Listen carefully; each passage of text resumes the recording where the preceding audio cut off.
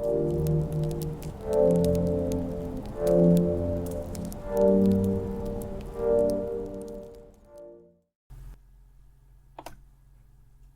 everybody, this is how to use the Numpy .arange to build a basic array.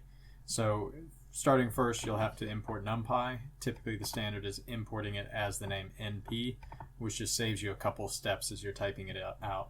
So we'll go ahead and import it. Here's just some text here just explaining that we're going to do a basic arange. We're going to create a variable called array1, and this is calling the NP library and the function arange. What arange is going to do is create an array, and if I put in one single value, it's going to create an array from 0 up to that value. It's not going to actually utilize that last value here. So I'll show you what that does. So we'll run that line and we'll print array1. And you'll see it's an array from 0, 1, 2, 3, 4, and 5. It doesn't go to 6. So it's 6 characters but starting at 0. Alright, and we can access those those items in the array by just using square indexing. So you do array1 square index 0, go ahead and do it, and we get item 0, right? Here's item 0, it is 0. Item 3 would be item 3.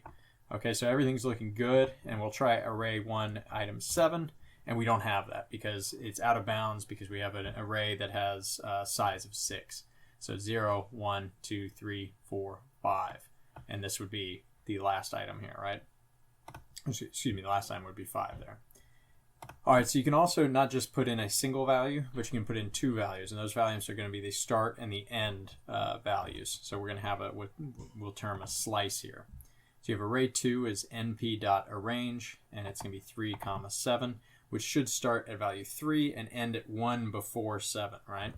So if we print that, we have array2, and it starts at 3, it goes 4, 5, 6, and we don't have 7. Okay, so everything's looking good. And there's actually one additional thing you can do. If you add in a third parameter, you have the start index, the start value, you have the end value, and you have the step value, right?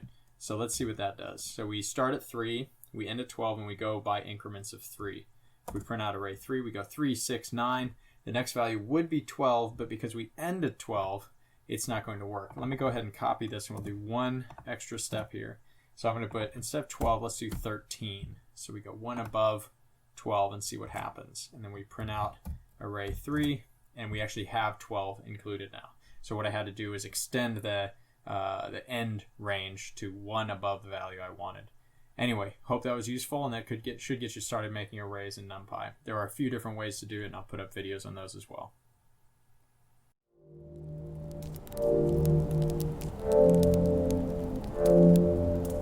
Thank you.